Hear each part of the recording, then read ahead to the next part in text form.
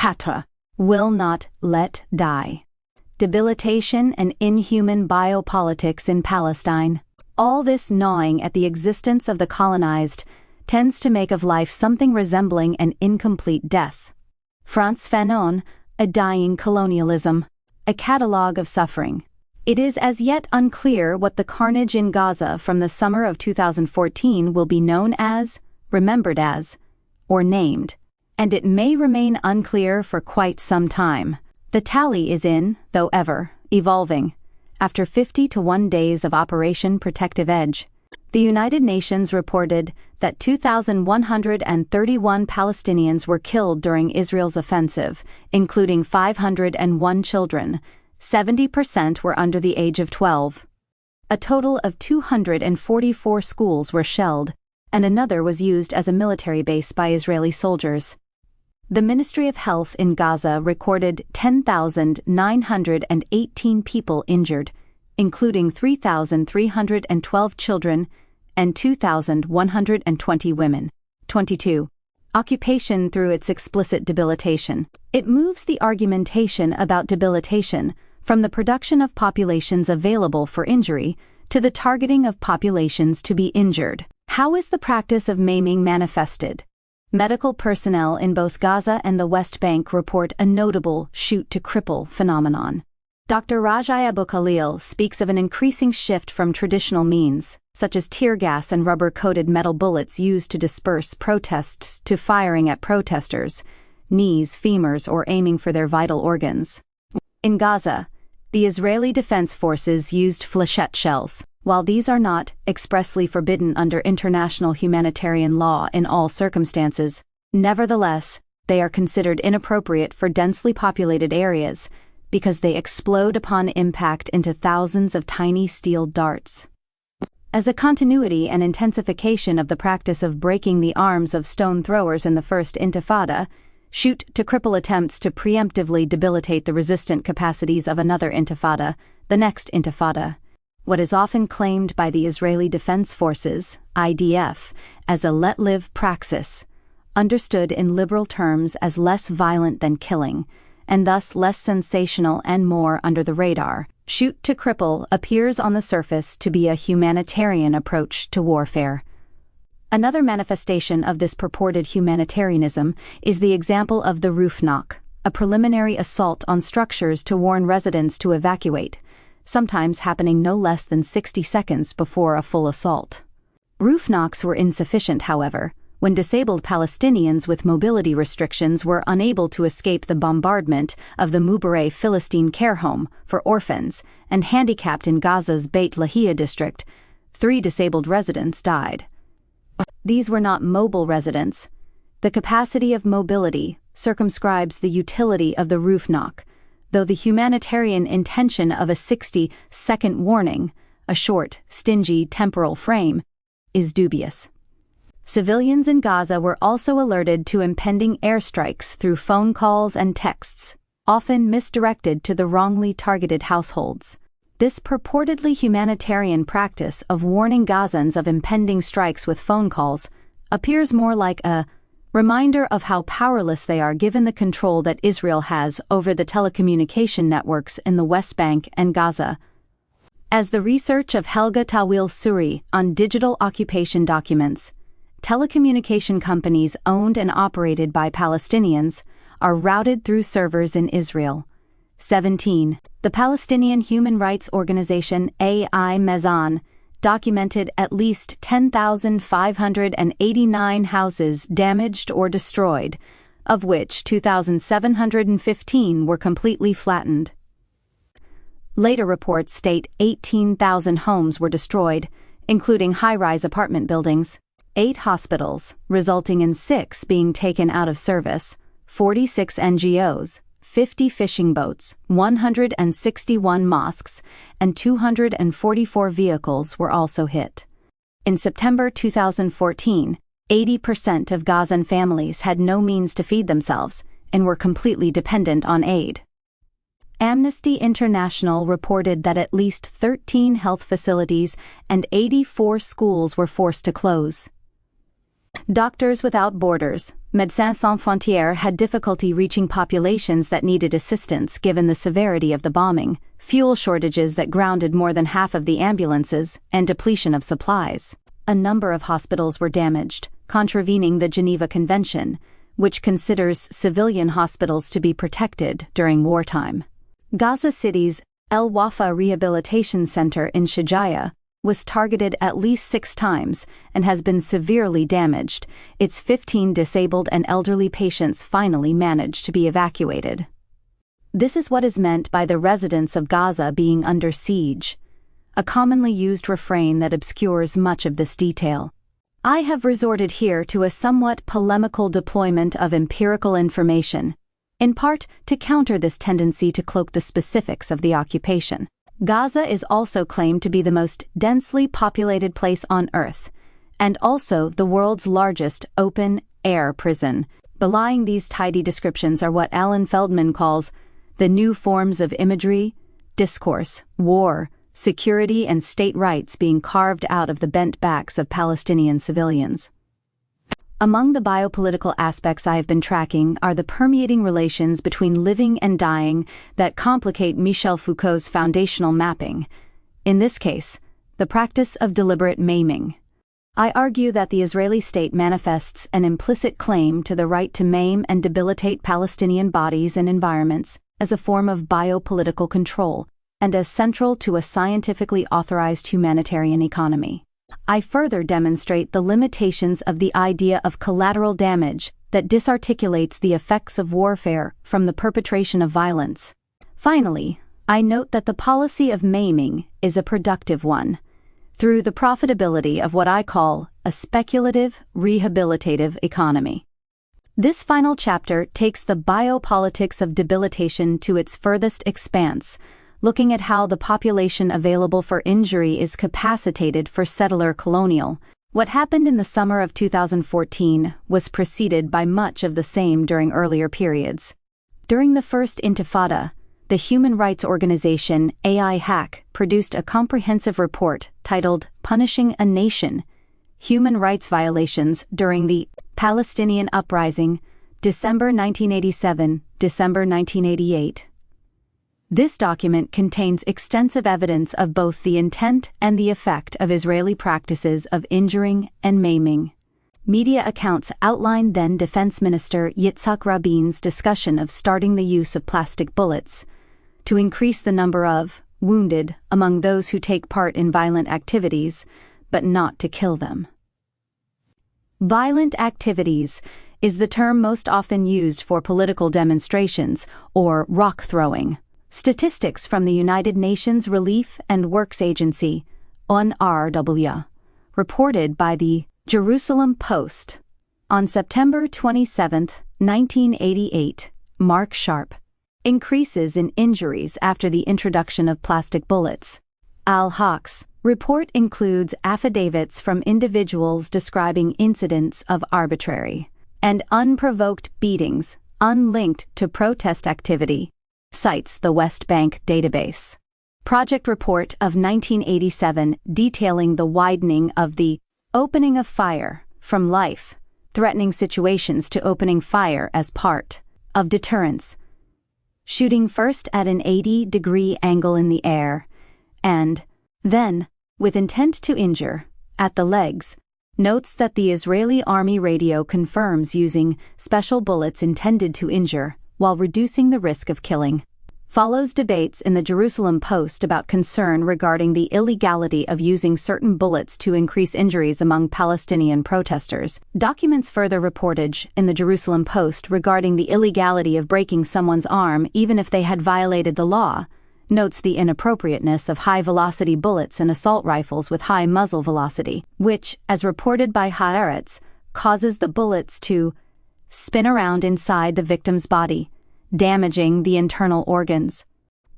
Al-Haq concludes, the Israeli government's claims that its response to the uprising is a lawful one do not fit the facts.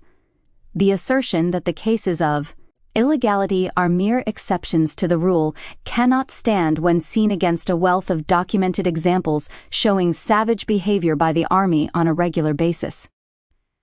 As further evidence, AI Hack cites the Jerusalem Post of November 30, 1988, which specifically reports that during the month of November, protests in the Gaza Strip were at their lowest, while casualties were at their highest, thus contesting the claim that the IDF is merely responding to violent activity. During the Second Intifada, there were reports that the IDF were using high-velocity fragmenting bullets that created a lead snowstorm effect in the body, scattering the bullet throughout and creating multiple internal injuries, leading to high rates of crippling injuries. Dum-dum bullets, which are banned under international human rights law, are difficult to extract after they have entered and exploded outward within the body, and usually guarantee those hit will suffer for life. 25. Dr. Robert Kirshner of Physicians for Human Rights stated that the Israeli soldiers appear to be shooting to inflict harm rather than solely in self-defense, their actions amounting to a form of torture. Dimo Kato, among other global health researchers and practitioners, argues that the pattern of injuries cannot be claimed to be accidental. 7. In 2002, Israeli linguist Tanya Reinhardt analyzed the policy of injuries during the Second Intifada. Reinhardt claims that the Israelis were not even trying to conceal their shooting policy. Citing interviews with IDF soldiers from the Jerusalem Post, she selects a representative example from Israeli sharpshooter Sergeant Raz of the Nashon Battalion, who proclaims, "I shot 2 people in their knees. It's supposed to break their bones and neutralize them, but not kill them." Reinhardt notes that the newspaper explicitly details the IDF strategy of keeping Palestinian casualties low to deflect attention, sympathy, and solidarity from the Palestinian struggle. She also turns, as many do, to human rights organizations that are close up enough to document the situation. A delegation of Physicians for Human Rights concluded that Israeli soldiers appeared to be deliberately targeting the heads and legs of Palestinian protesters, even in non-life-threatening situations. Stating that the injured do not count in the dry statistics of tragedy, Reinhardt explicates, the reason for this strategy is clear: massive numbers of Palestinians killed every day cannot go unnoticed by even the most cooperative Western media and governments. Prime Minister Ehud Barak was explicit about this. The Prime Minister said that were there not 140 Palestinian casualties at this point, but rather 400 or 1,000, this would perhaps damage Israel a great deal. Reinhardt concludes that the creation of disability is a tactical military move on the part of the IDF. Injuring Palestinians has remained Israeli military policy. Specially trained Israeli units, then, shoot in a calculated manner in order to cripple, Esek, while keeping the statistics of Palestinians killed low. 32. Reinhardt's analysis of the policy of injuries originally appeared on November 14, 2000, in the Israeli paper Yedioth Ahronoth, to which she was a regular contributor. It is important to note that her assessment relies predominantly, and in some instances solely, on Israeli media sources in Fig. 4.1. Haj Abdullah, No to Undermining Palestinian Refugee Rights, Yes to Comprehensive International Protection, 2014. The image shows a wheelchair with a United Nations flag in front of Palestinian people, marking 66 years of ineffective international aid. The poster received second place in Badil's annual AI Audiobook Award competition in the category of Best Poster of 2014. The theme for that year's competition was No to Undermining Palestinian Refugee Rights, Yes to Comprehensive International Protection. In Badil's opinion, while the poster reflects the ongoing plight and displacement of Palestinian refugees, it demonstrates the international community's lack of fulfillment of its obligations toward Palestinian refugees, which includes the right to live in dignity through the provision of services, until which time their refugee status is resolved through the exercise of their right of return. Copyright Badil. Artist Dawood Haj Abdullah. Hebrew and English such as Haaretz, the English version of which, Reinhardt claims, is more censored than the Hebrew version, the Jerusalem Post, and Ma'ariv. 33. Also documented since the First Intifada are various modes of obstruction of medical care. Al-Haq reports that the obstruction of medical care in all its various forms is not new. However, the scope of health-related human abuses has dramatically expanded during the current Palestinian uprising. Violation of medical human rights have occurred with frightening regularity during the past year in all parts of the occupied territories.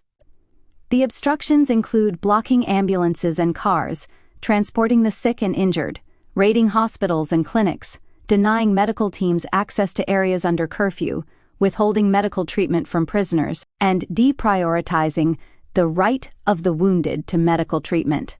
During the Second Intifada, Israeli forces attack Palestinian healthcare providers while on duty and damaged Palestinian medical facilities, demonstrating a blatant disregard for the principle of medical neutrality, which Israel is bound to by Articles 18 and 20 of the Fourth Geneva Convention.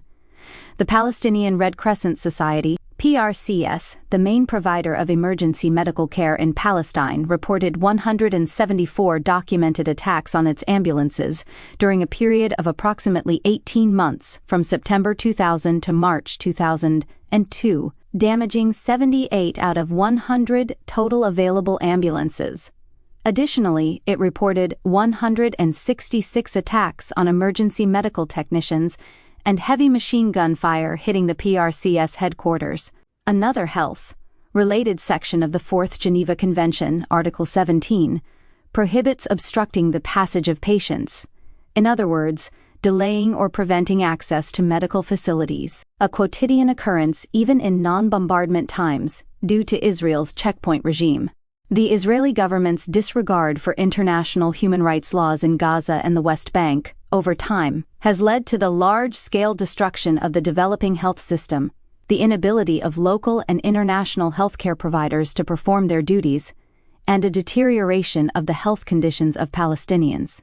Infrastructural warfare. Thus, not only bodies but also crucial infrastructures are being maimed in Gaza.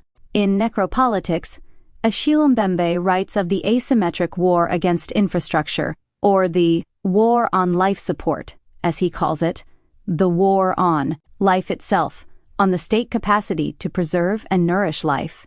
Two further examples from the summer of 2014 should suffice. Gaza's water system collapsed, and waste treatment services were rendered non-functional, leaving raw sewage spewing into streets. Several water authority technicians were killed, thus also compromising maintenance and repair work. Even before the summer of 2014, the deterioration of water infrastructure, according to Ala Kandil, resulted in households receive running water for only 6 to 8 hours at a time. 25% had access on a daily basis, 40% every other day, 20% once every 3 days, and the remaining 15% only 1 day out of 4. An apparently new tactic of infrastructural warfare was employed during Operation Protective Edge, namely, the destruction of what remained of Gaza's professional class. The targeting of the professional class, a key pillar of Palestinian society generally considered unsympathetic to the political goals of Hamas, was a new front of economic and social warfare on Gaza. Targeting the assets of the middle class by focusing on high-rises was a political message to those who remained. Others had migrated since the early 2000s through Egypt when the border regime allowed. Omar Jabari Salamanca extensively details the Israeli government's resignification of Gaza's main service buildings, from infrastructural networks to terrorist infrastructures, noting that the latter designation is used to justify Israel's policy of what he calls infrastructural violence. This form of violence has increased, not decreased, after Israeli disengagement from the Gaza Strip in 2005. The assault on infrastructure, Salamanca argues, is an essential, even central component of the biopolitical regulation of a malleable humanitarian collapse, whereby the supporting infrastructure of ordinary life became both target and weapon. The disengagement from Gaza facilitates the appearance of the end of Israel's colonial presence, while allowing it to retain forms of remote, infrastructural control, a continuing yet covert colonial presence. Gaza as open-air prison is crafted through a reassembled regime of spatial control, and works through manufacturing a regulated humanitarian collapse. Exemplifying what Sari Hanafi terms spazio sede, the terrain is dependent on the withdrawn colonizers' infrastructural support, which modulates calories, megawatts, water, telecommunication, networks, and spectrum and bandwidth allocation to provide the bare minimum for survival. The one fiber optic cable, for example, that connects the entirety of Gaza to the outside world passes through and is controlled by Israel. Spectrum allocation thus becomes another tool of control, with Israel alternately withholding and releasing bandwidth. Salamanca calls this an asphyxiatory application of power. This capacity to asphyxiate, however, is not just one of land enclosure via territorial containment. Nor is it digital enclosure that allows and regulates access to mobility via virtual worlds. Rather, as Helga Tawil-Suri argues, high-tech enclosure is a multifaceted process. This combination is what makes the Gazan case unique. It is this interplay of territorial and virtual enclosure that complicates the Deleuzian, digital and digitizing, configuration of control societies, redescribed by Tawil-Suri as a physical geography cancelled by networks. What she is pointing to as well is the coexistence and reinforcement of discipline and control. Topologies overlap, she argues, to the point where it is increasingly difficult to distinguish one form of power from another in the Gazan landscape, for the Israeli space and practice of power has become one of indistinction. %+. This interfacing of physical enclosure and virtual high-tech enclosure is what I take to be the epitome of an asphyxiatory regime of power. The target here is not just life itself, but resistance itself. Salamanca quotes Israeli politician Dov Wiesglas, who states that Israel's policy would be like an appointment with a dietitian. The Palestinians will get a lot thinner but won't die, and, because of this asphyxiatory control, Israel can create a crisis at will, having already set in place the bare minimum requisite for life that can be withheld at any moment, what he terms an elastic humanitarian crisis. And there are continuities between these forms of elasticity, withholding, and suspension with the practices of tactical government that have historically ruled Gaza. A provisional tactical governmental structure is one devoid of vision, and one that avoids legitimacy, capacity, and accountability through continual reactivity to crises. Clearly, the capacity to asphyxiate is not a metaphor. While the West Bank is controlled largely through checkpoints, the Gaza Strip is suffocated through choke points. The intensification of policing and control thus happens through and not despite disengagement and disinvestment, not through checkpoints but through choke points. There is a temporal shift within this asphyxiatory control society from a Virilian narrative of increasing speed to other forms of algorithmic, parallel distributed and network time, working through suspension between states and slow attenuation, in direct contrast to the always connected ideal. In fact, slow death itself is literalized as the slowing down of Palestinian life. In the West Bank, immaculate freeways transport Israeli settlers through a landscape of dilapidated Palestinian backroads. Checkpoints ensure one is never guaranteed to reach work on time. The fear of not reaching work on time produces migration patterns that then clear the land for more settlements. Time itself is held hostage. Time is lived as fear. Distance is stretched and manipulated to create an entire population with mobility disabilities. And yet space is shrunken as people are held in place, rarely able to move far. Unlike theorizations of space-time compression, the increased spatial dispersion is not remedied with temporal simultaneity. Rather, this simultaneity is withheld. Hagar Kotef articulates the paradoxical relation of freedom to movement. Move too much, and one is unruly; too little, and one is primitive. The geopolitics of racial ontology is a frame that examines the regulation of affect as a racializing form of control. Accelerationist logics map speed, movement, and their withholding as an assemblage of racial ontologies. Disciplinary enclosure consorts with micromodulations of bodily becomings to ensure a population laden with effective reactivity. A politically regulated and controlled affective logic projected and interpreted as cultural and civilizational reactivity reinforces Orientalist projections of racial difference. Sensation racializes. It is not just the capture and stripping of life itself that is at stake here, but the attempt to capture resistance itself. How much resistance can be stripped without actually exterminating the population? Another question is, of course, what are the productive, resistant, indeed creative, effects of such attempts to squash Palestinian vitality, fortitude, and revolt? The biopolitics of settler colonialism. These practices of bodily as well as infrastructural debilitation, loosely effaced in concerns about disproportionate force, indicate the extension, or perhaps the perversion of the right to kill, claimed by states in warfare into what I am calling the right to maim. The right to maim supplements, if not replaces, the right to kill. Maiming as intentional practice expands biopolitics beyond simply the question of right of death and power over life.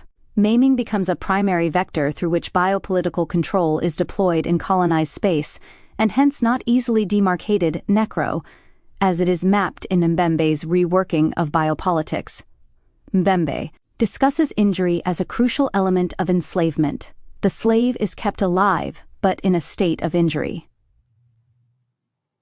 Slave life, in many ways, is a form of death in life. Sticking with the binary of life and death with his formulation of death in life, he does not pursue injury and debilitation as altering living and dying as primary poles within which populations oscillate. The four quadrants remain. Death is reiterated as the ultimate loss of life. While other scholars of biopolitics have noted the centrality of disability to the deployment of biopolitical population management, these efforts generally remain wedded to the poles of living and dying within which life is toggled.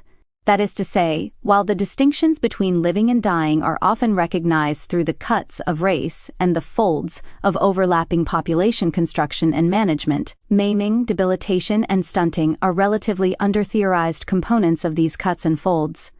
Centering these processes may potentially alter presumed relations to living and dying altogether. Maiming is a practice that escapes definition within both legal and biopolitical or necropolitical frameworks because it does not proceed through making live, making die, letting live, or letting die. My reframing adds a critical axis to the four quadrants, insisting that debilitation, indeed deliberate maiming, is not merely another version of slow death or of death in life or of a modulation on the spectrum of life to death. Rather, it is a status unto itself, a status that triangulates the hierarchies of living and dying that are standardly deployed in theorizations of biopolitics. Alongside examining how and why Foucault elided a theory of colonial occupation in his formulation of biopolitics, we might also ask, what is biopolitics in the 21st century, especially as informed by the ongoing structure of settler colonialism? Recent interventions by Alexander Weheliai and Mel Chen raise critical issues about the formulation of race in the theorization of biopolitics. 8. According to Weheliai, race only became important to Foucault when it entered the realms of European state management, not through the operations of colonialism. For this, Weheliai argues that the frame of biopolitics is foundationally flawed, for even as Foucault claims that the cut of race drives biopolitical distinctions, the severing of colonial occupation from belated state racism relegates race to a derivative status. Weheliai's rather loose archival excavations of Foucault's work notwithstanding, what his and others' analyses lay bare is the dearth of theorization of the biopolitics of colonial regimes, especially that of settler colonialism, of colonialism as a structure and not an event. Further, Scott Morgenson rightly notes that settler colonialism remains undifferentiated within theorizations of the biopolitics of colonialism, continuing the propagation of colonialism as a bygone event, or within a naturalized frame of periodization. Foucault's frame of biopolitics is intrinsically dedicated to variations of bodily health and vulnerability, insecurity, territory, population. He details the different regimes of power associated with distinct illnesses. Leprosy is banished through the sovereign power to exclude, the plague is isolated through disciplinary power of quarantining, and smallpox becomes managed and regularized as epidemic through what Foucault calls apparatuses of security. In society must be defended, Foucault writes. Biopolitics will derive its knowledge from and define its power's field of intervention in terms of the birth rate, the mortality rate, various biological disabilities, and the effects of the environment. Here, disability is understood as a biologically produced rather than a socially induced condition. In some sense, Foucault is inadvertently yet presciently mapping the liberal elision between disability as an exceptional accident or circumstance and disability as intrinsic to the function of colonial war machines. Various biological disabilities, and later, anomalies, fulfills the function of misfortune, but does not in this case address the imbrication of racialization and bodily capacity. Biopolitics. Other field of intervention will be a set of phenomena, some of which are universal, and some of which are accidental but which can never be completely eradicated, even if they are accidental. They have similar effects in that they incapacitate individuals, put them out of the circuit or neutralize them. This is the problem of old age, of individuals who, because of their age, fall out of the field of capacity, of activity, include accidents, infirmities, and various anomalies. In this, one finds germinating a theory of debility and capacity. Foucault also points to the durational debilitations of chronicity. Illness shifts from epidemic to endemic. The endemic modulates the form, nature, extension, duration, and intensity of the illnesses prevalent in a population as permanent factors, which sapped the population's strength, shortened the work week, wasted energy, and cost money, both because they led to a fall in production and because treating them was expensive. Within the context of emergent forms of social welfare that Foucault speaks of, illness needs to be reduced, contained, isolated, and in some cases abolished, because it compromises the thriving of the make-life vector. In contemporary biopolitics, however, economic life can grow without the flourishing of much of human life, which means precisely that illness is no longer a hindrance to, but rather is implicated in, make live. Foucault writes, "The old right of sovereignty was the right to take life or let live, and then this new right is established, the right to make live and to let die." Foucault notes that sovereignty's old right was not replaced, but rather was complemented by this new right, which penetrate, it, permeate, it.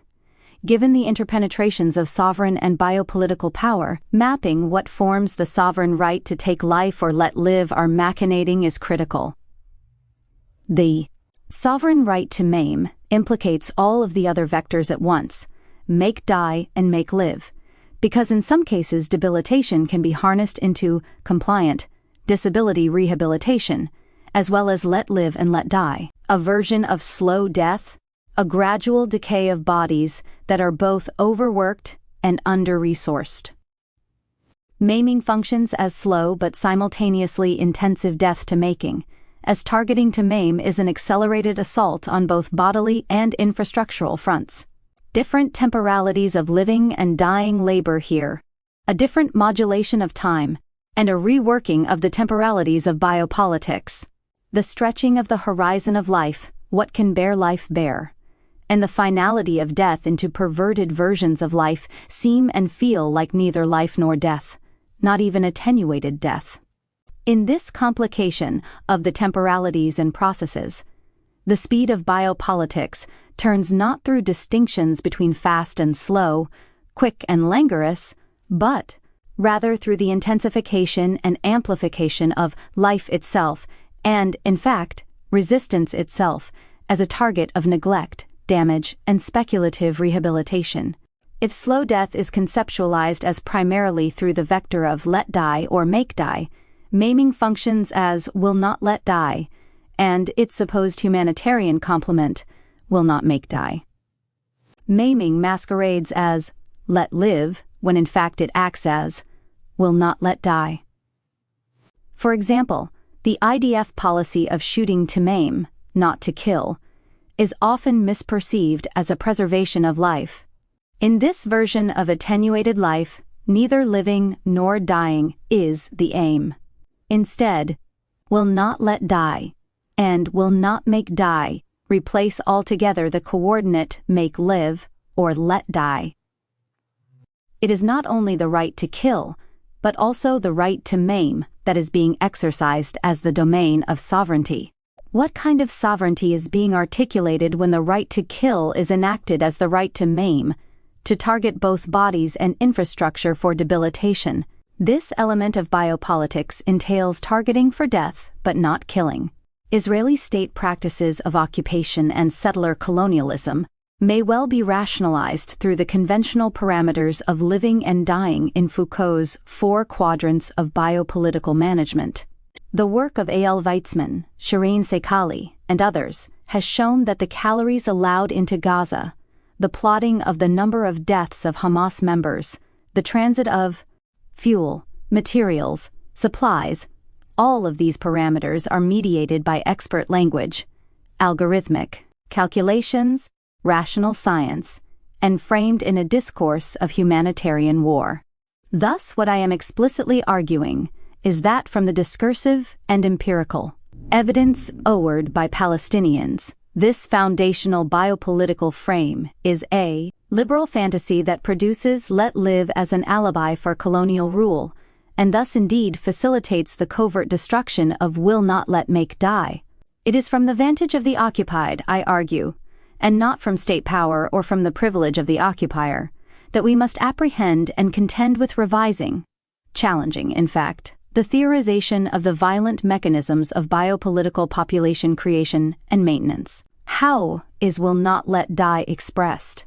How is the distinction between death and debility mined?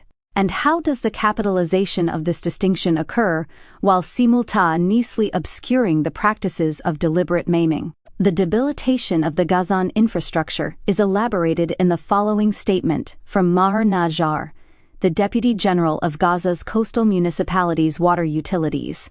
There is no water reaching any of the houses right now. We're facing a real catastrophe. Sewage pumps cannot work because the power plant has been destroyed, so we have sewage flooding the streets of Gaza. We can't assess the extent of the damage, as we can't even go out without risking our lives right now. We had 5 STA members killed while doing repair work. Another 2 were killed at home with their families. It will take more than us minus 20 million to rebuild the water and sewage networks, but there's no way they can be rebuilt under blockade. We have the total collapse of all essential services, and there's nothing we can do about it. Believe me, it would be better if the Israelis just dropped the nuclear bomb on Gaza and get done with it. This is the worst ever assault on the Gaza Strip. In this missive, debilitation is rendered a fate worse than death, treating Najjar's statement as political speech more so than the truth of death. As a form of mercy, the rhetorical strategy exposes the absolute farce of Israel's let-live praxis. To suggest that the Gazan population is better, dead is surely to mock Israel's liberal democratic investment in humanitarian gestures of let-live. Najjar sharply contests this investment with a vision of humanitarianism that is startling. It is as if withholding death, will not let or make die, becomes an act of dehumanization. The Palestinians are not even human enough for death. The implication in Najjar's statement that death is preferable to disability echoes with a general ethos of the nobility of dying for one's country. The preference of death over disability is also a stance that contravenes the human rights model of disability. Maiming is especially striking in this historical moment. In relation to the rise of disability as a recognized identity in need of state and global human rights protections, seeking to debilitate, or to further debilitate the disabled, contrasts heavily with the propagation of disability as a socially maligned condition that must be empowered to and through a liberal politics of recognition. Sanctioned maiming, capacitated in part through a deflection onto debates about the collateral damage of civilian deaths, bespeaks a profound failure in the global human rights framing of disability as a protected and supported social deterrence. Protected and supported, unless it is part of the war tactic of a settler colonial regime, one financially buttressed by the United States. Ironically but unsurprisingly, Israel is a signatory on the United Nations Convention on the Rights of Persons with Disabilities, as well as for the UN Convention on the Rights of the Child. The distance between the cripple and the disabled is further exemplified by the fact that Gaza has a Paralympics team, one that is actually much more successful than the main Olympics team. Collateral damage. Israel does not claim the actual right to maim in the way it claims a right to self-defense and a right to kill in warfare. Rather, I am arguing that by disobeying international protocol regarding medical neutrality, bombing hospitals and medical personnel, part of a larger tactic of infrastructural warfare, along with pacifying the injunction to minimize civilian deaths, otherwise known as collateral damage, Israel covertly enacts the right to maim through promoting itself as attempting to avoid civilian casualties. As the death toll of Palestinians soared during Operation Protective Edge, in comparison to Israeli deaths, much less spectacular and less commented upon, yet potentially more deleterious to the future of the Palestinian people, are the numbers of injured civilians. The shoot to maim but not kill vector meshes, indeed colludes, with the principle of collateral damage, which states that the unintentional killing of civilians and the killing and injuring of children, if not deliberately targeted, are collateral damage. Since the Vietnam War, highly visible and inhumane techniques of maiming and destroying a population had become unacceptable, and these aims have been achieved through more subtle, low-intensity forms of warfare. Maiming evades the optic of collateral damage. Jennifer Leaning, the director of Harvard University's FXB Center for Health and Human Rights, notes that the number of dead and the number of wounded convey the false impression that the wounded are going to be okay.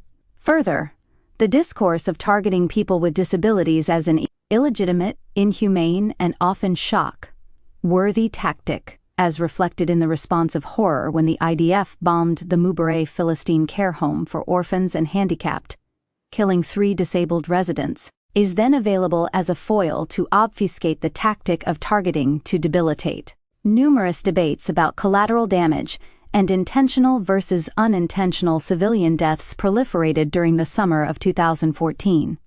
Critics avowed that Israel was using unguided, indirect fire with high explosive shells, weaponry widely understood to be inappropriate for a densely populated area.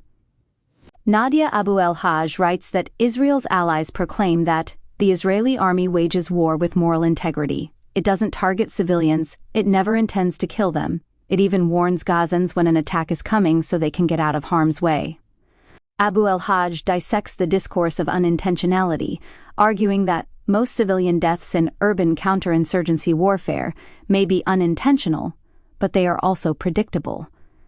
Percent Laleh Halili takes a more pointed view, arguing that civilians are not accidental casualties, but the very object of a settler, colonial counterinsurgency. This discussion on intentionality leaves yet another possibility unspoken. The purposiveness behind civilian deaths may be indiscernible, debatable, or, as Khalili avers, absolutely transparently obvious. What the debate on civilian deaths may obscure is the intentional activity of maiming, the proliferation of injuries leading to permanent debilitation that remain uncalculated within the metrics of collateral damage. As a term that emerges in 1961 and signals the debt of war, that which should be. Fig. 4.2. Hafez Omar, Le Peuple détermine, Palestine, 2014. This red and black graphic symbolizes the resistance of the Palestinian people, lining the rooftops of homes, while missiles point from the sky directly down at them. Reprinted with the artist's permission. Avoided and must be paid back. Why does collateral damage disarticulate debilitation from death? Such a disarticulation actively disconnects the act of violent perpetration from the of violence. CL terminology follows suit. For example, the designation explosive remnants of war suggests that the war is over, and that the remnants, ranging from dum-dum bullets to armament toxicity to landmines, are benign, manageable, or negligible. Maiming thus functions not as an incomplete death or an accidental assault on life, but as the end goal in the dual production of permanent disability via the infliction of harm and the attrition of the life support systems that might allow populations to heal from this harm. Maiming is required. Not merely a byproduct of war's collateral damage, it is used to achieve the tactical aims of settler colonialism. This functions on two levels. The first is the maiming of humans within a context that is utterly and systematically resource-deprived, an infrastructural field that is unable to transform the cripple into the disabled.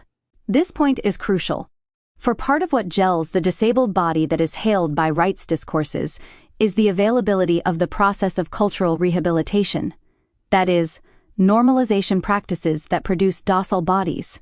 The second is the maiming of infrastructure in order to stunt or decay the able-bodied into debilitation through the control of calories, water, electricity, healthcare supplies, and fuel. What does the sustained practice of maiming, in this case sustained since the First Intifada at least, accomplish for settler colonialism? What is the long-term value of will not let die, of withholding death? The understanding of maiming as a specific aim of biopolitics tests the framing of settler colonialism as a project of elimination of the indigenous through either genocide or assimilation. It asks us to reevaluate the frame of biopolitics in relation to the forms of maiming and stunting, which I will discuss shortly, that have gone on for centuries in settler colonial occupations. The right to maim is therefore not an exceptional facet of any one form of sovereignty. It does not newly emanate from Israeli settler colonialism. Rather, the right to maim allows us to deerrantly apprehend the wielding of Israeli state power while also challenging the current limits of Biopolitics, theorizing such that it may revise our thinking on other times and places. Accounting for Israeli settler colonialism and occupation is an encounter with the unspoken thresholds of biopolitical thought, examining the role of maiming not only in Palestine, but also in Canada, New Zealand, Australia, and the United States, puts analytic pressure on the assumption that the goal of settler colonialism is necessarily elimination. Noting these errant pressure points, Helga Tawil Suri says of Gaza, Israel is not seeking to assimilate the natives, nor enfold them anymore as a cheap labor force, but to treat them as refuse. Here, settler colonialism is framed as a process of value extraction from populations that would otherwise be disposed of. The productivity of maiming, will not let die, is manifold. This third Biopolitics vector, will not let or make die, keeps the death toll numbers relatively low in comparison to injuries, while still thoroughly debilitating the population. Depopulation through slow attrition, through maiming human forms. Because eventful killing is undesirable, the dying after the dying, perhaps years later, would not count as a war death alongside the quick administration of war deaths. Where do the numbers of collateral damage end and the demarcation of slow death begin? Further, debilitation is extremely profitable economically and ideologically for Israel's settler colonial regime. Many sectors take on the rehabilitation of Gaza in the aftermath of war. Israel, Egypt, the Arab Gulf states, NGO actors who are embedded in corporate economies of humanitarianism. Crumbs of the reconstruction will be fought over through local forms of control brokered by Hamas and the Palestinian Authority. But these circuits of profit are uneven and perverse. Who profits and how are extremely complex issues and not straightforward at an imperial scale. However distinct some of these actors may appear, the overall assemblage works to feed back into the economic and ideological validation of Israel. The actors in play all calculate Palestinian life, death, and debilitation, according to different economic, geopolitical, and domestic metrics. For the Arab Gulf states, this disjuncture between rhetoric and the outcome of financial exchanges points to certain political benefits, not simply profit in an economic sense, but their favored status within an imperial order led by the United States. Similarly, Egypt, under Abdel Fattah al-Sisi, is rewarded for a disjuncture between policy and rhetoric, receiving military aid and support for its own domestic tyranny, in return for shutting off the flow of vital goods to Gaza, all while condemning Israeli airstrikes publicly. As Max Blumenthal points out further, the team of consultants hired by the NGO complex to oversee Gaza's privatized rebuilding envisions a future of sweatshops producing zippers and buttons for Israeli fashion houses. The United States and other Western countries provide the majority of money for the UNRWA, while providing the money and munitions that go into destroying UNRWA infrastructure like schools and hospitals. As a public health crisis, Gaza now represents a perversion of Foucault's management of health frame, in that it feeds into models of disaster capitalism. Joseph Puglisi notes that Elbit, the company whose drones were tested during Israel's assault, recorded a 6% increase in profits during the first month of Operation Protective Edge, post to onslaught. Donor conferences raise billions of dollars for rebuilding infrastructure in Gaza capitalist accumulation that ultimately feeds back into Israel's regime despite the inevitability that Israel will destroy Gaza again. This leads to donor fatigue due to the cycle of rebuilding infrastructure that will surely be raised yet again. It is most likely, however, that donors will pay up because it is far easier than addressing the underlying causes of and possible solutions to the Israeli-Palestinian conflict. Israel's commitment to allow the 5 million tons of construction materials needed to rebuild the Strip have resulted in naught. As of January 2015, only 3.9% of that had entered Gaza. Materials to rebuild Gaza are subjected to massive administrative oversight by Israel and the UN because of fears that cement will be used to rebuild the tunnels. Maintenance of the separation policy of Gaza from the West Bank is part of the economic withholding that gives license to other networks. These multifaceted circuits suggest that the targeting of Palestinian bodies as a source of extractive value goes beyond the plus-minus logic of accumulation, toward a broader strategic goal of regenerating the structure of occupation, both locally in Gaza and globally through the many circuits of the imperial order.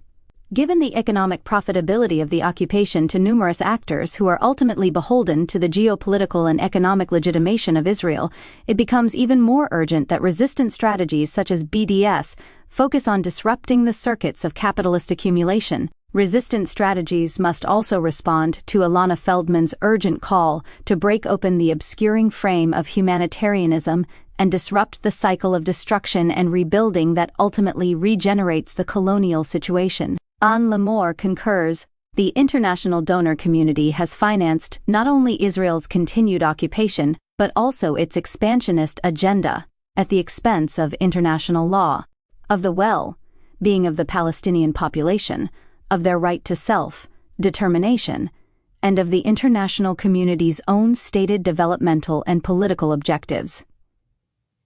Will not let die is monetized to great effect and to the detriment of Gazans. Existence is resistance must necessarily refer to an existence outside this logic, beyond an inhuman biopolitics that takes the right to maim as its prerogative. Thus, one interpretation here is that the debilitation of Gazans is not only capitalized upon in a neoliberal economic order that thrives on the profitability of debility, as is the case elsewhere, but that Gazans must be debilitated in order to make their lives productive.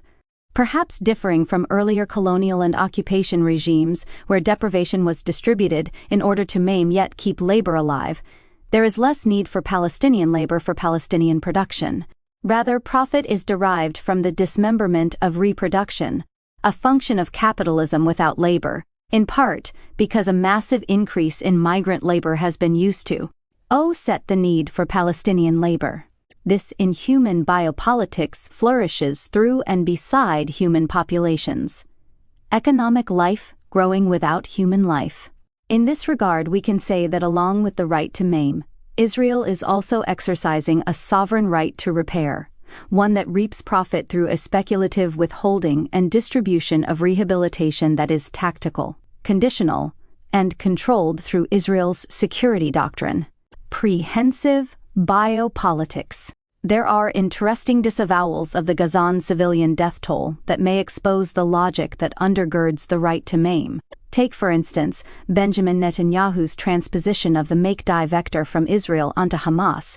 In this oft-quoted statement from the summer of 2014, all civilian casualties are unintended by us but actually intended by Hamas.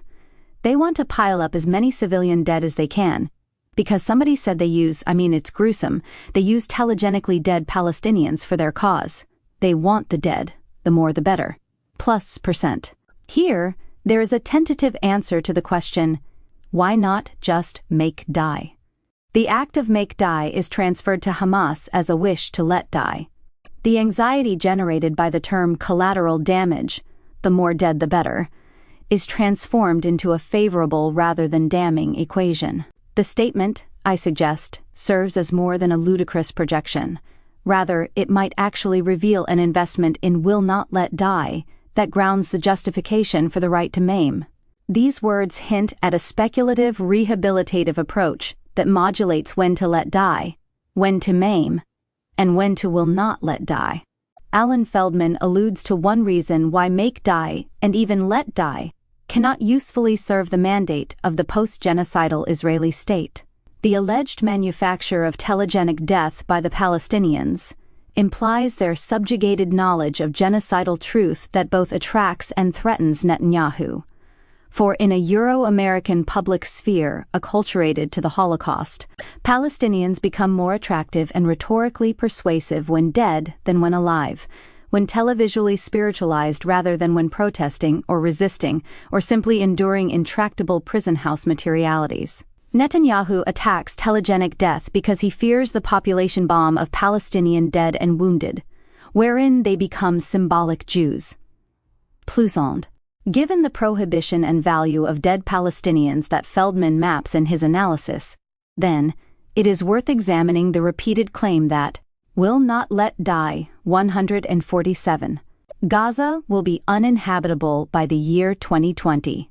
The first question we might want to ask is, by what calculus is Gaza currently inhabitable? And then, with what metrics is this prognosis computed? Through which prehensive algorithms, via what naturalized logic does the agent of destruction that creates and sustains Gaza as uninhabitable drop from syntactical reference, as if the asphyxiatory control that Salamanca details reflects, but, in actuality, authorizes the organic order of things? How is this inevitability procured? The prehensive authorizes a set of predictive facts on the ground, sutured to the language of risk and probability that extends itself to a predicted apocalypse. In other words, the representation of Gaza as a natural disaster likely to happen. As an addition to reactive and preemptive forms of securitization, the prehensive is about making the present look exactly the way it needs to, in order to guarantee a very specific and singular outcome in the future. A remark by Michael Oren, Israel's former ambassador to the United States, unwittingly unravels this grammatical elision by positing the inverse. Life in Gaza is miserable now, but if Israel is permitted to prevail, i.e., destroy Hamas, circumstances can improve markedly. Plus, that is to say, the apocalypse, the inevitable natural disaster, is a political outcome that can be avoided if a deirrent scene of the present can be produced. The year 2020 functions as a perverse apocalyptic timeline that is all too familiar to us, now largely through the predictive algorithms mapping for us the demise of the planet due to climate change. The prehensive is narratively produced as if this thing is happening to us, when indeed, we made it happen. And, in fact, from Netanyahu's vantage, we wanted it to happen. Through prehensive time, it is not only that the terms of futurity are already dictated in the present, but also the terms of the present are dictated through the containment of the terms of the future, in an E, or to keep the present in line with one version of the future that is desired. In seeding the fixed future into the present, data is fed forward in a retroactive manner that disallows us out of the present. That is to say, we cannot get out of the present because we are tethered to the desired future. Past, present, and future feel somewhat futile as descriptors of temporal distinctions. These prehensive futurities are thoroughly resonant. Now, by such and such year, Caucasians will be the minority in California. X number of species will be extinct by year such and such. What this prehensive control over the present, in order to create a certain future, might suggest is that the solution to the Israeli-to-Arab conflict may well be, for Israel, neither one state nor two state, but rather the current status quo. In other words, a terrifying implication is that Israel already has its solution: the permanent debilitation of settler colonialism. There is another twist to these temporalities: the multiplicity of competing prehensive narratives that challenge the hermeneutic seal. The year 2020 is also predicted to be when Palestinians will outnumber the Jewish-Israeli population. Palestinians in Israel and the occupied territories will outnumber Jews by 7.2 million to 6.9 million. Palestinians inside Israel's 1948 borders are reproducing 33% faster than Israeli Jews. If indeed Israel needs Gaza's gas resources by 2017, if indeed by 2020 Gaza will be uninhabitable, these timeframes reveal as much about the contractions and acceleration of pace demanded within the parameters of lifespan as they do about slow death. 200. But is 2020 only a human timeline? If temporality itself is already suffused with the biopolitical, to claim unfettered access to futurity is already predicated upon the genocide or slow death of others. The invocation of 2020 marks the limit of thinking biopolitical time in human terms, gesturing toward temporalities that are operating in non-reproductive modalities, since natural human reproduction no longer singularly drives the engine of biopolitics. Gaza is living not only human time and population time, but also versions of inhuman time. Mel Chen's work on toxicity alerts us to the question of the half life of depleted uranium, approximately 4.5 million years, and other elements deposited through weaponry and infrastructural warfare. Prehensive time thus also signals a weaponized epigenetics, where the outcome is not so much about winning or losing, or about a solution. As Reza Nagaristani so magnificently shows us, the limits of the non-human human frame are already apparent through their precise deployment within capitalism, revealing the necessity of theorizing an inhuman biopolitics.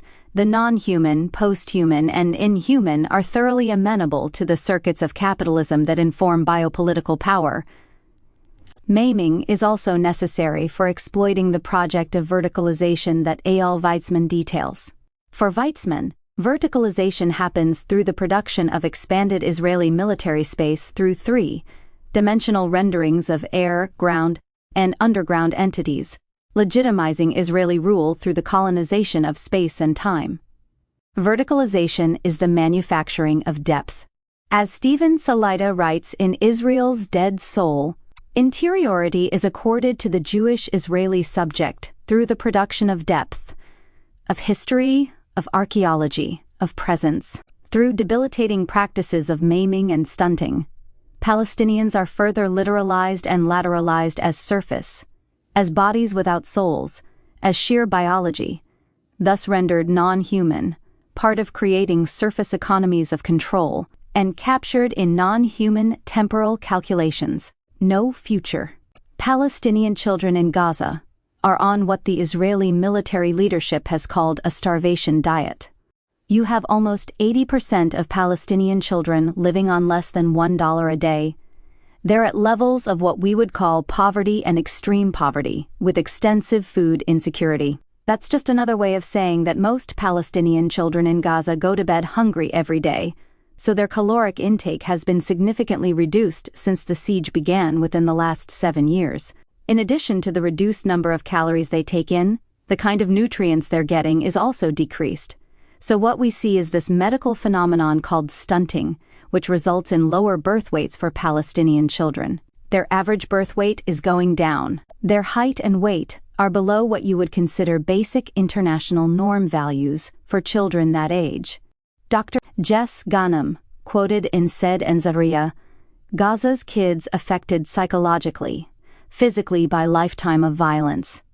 Finally, we turn to the question of generational time, characterized by the following statement.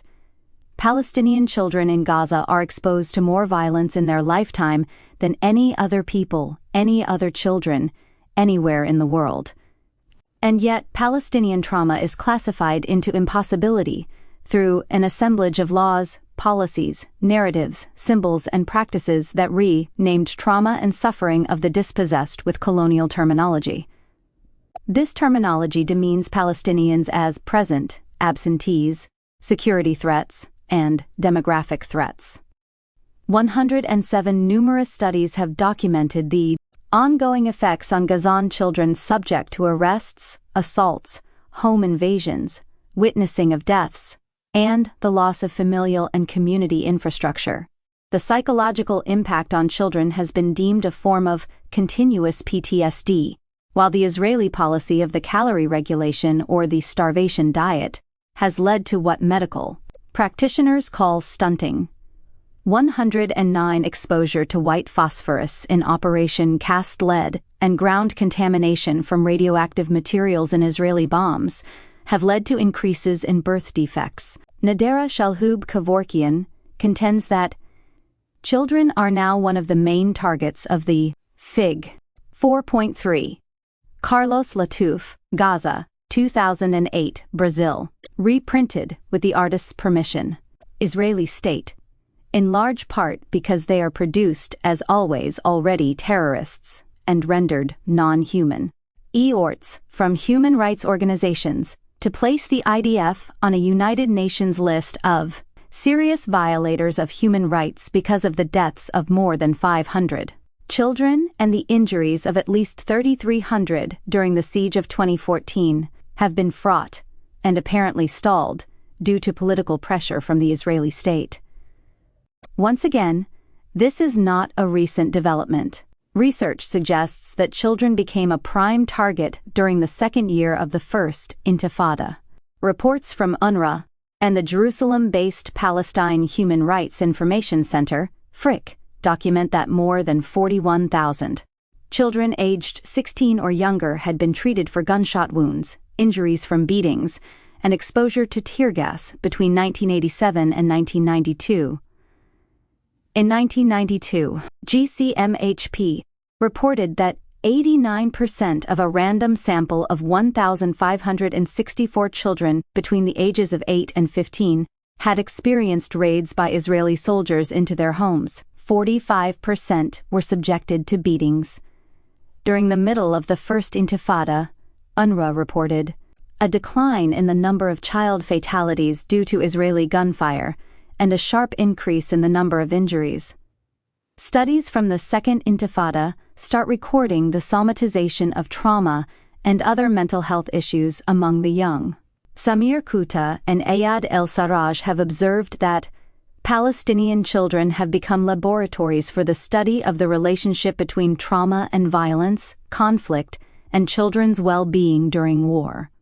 Targeting youth not for death, but for stunting, for physical, psychological, and cognitive injuries, is another aspect of this biopolitical tactic that seeks to render impotent any future resistance, future capacity to sustain Palestinian life on its own terms, thereby debilitating generational time.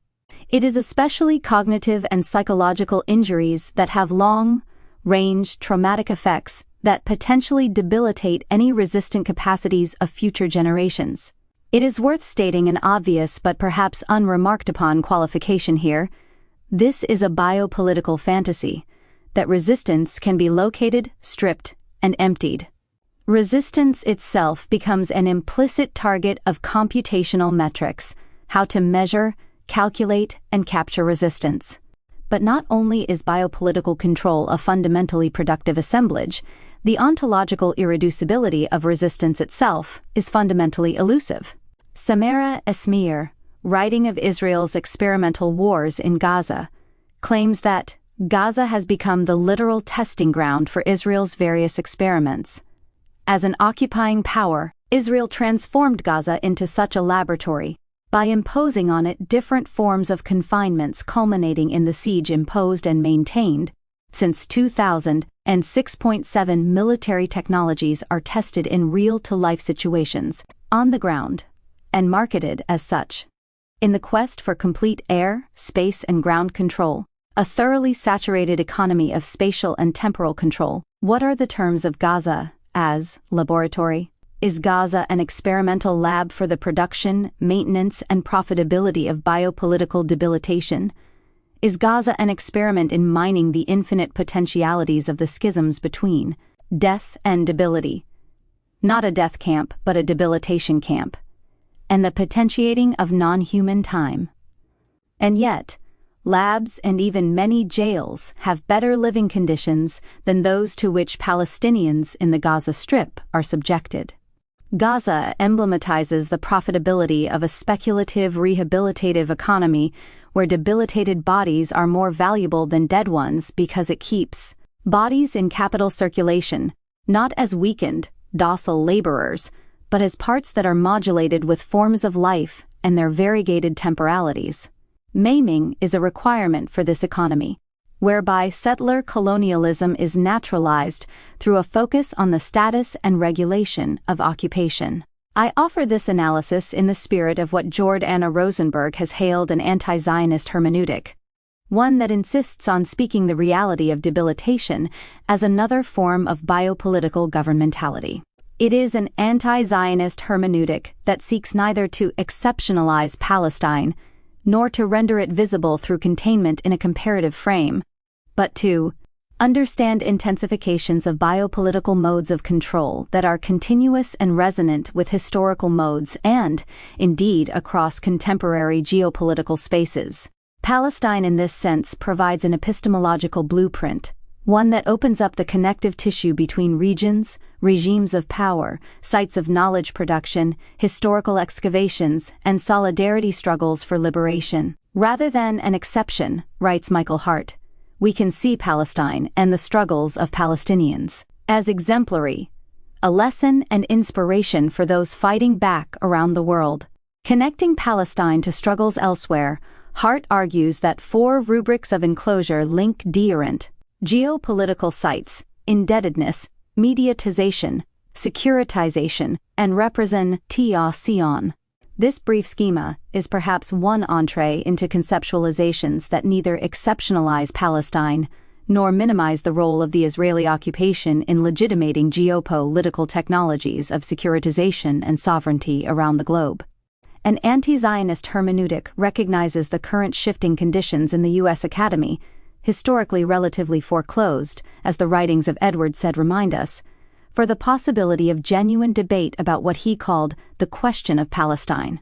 The subject-object referred to in the phrase, the question of, explained said, signals 3 things: a matter significant enough to be dealt with separately, an intractable and insistent problem, and something that is unstable or uncertain. That Palestine is all 3 simply means that its lessons cannot be put aside or ignored. My goal, however, is not to affirm an instrumentalist use of such a blueprint or to mobilize Palestine in order to foreground a corrective to Eurocentric theorizations of biopolitics. The ultimate purpose of this analysis is to labor in the service of a free Palestine.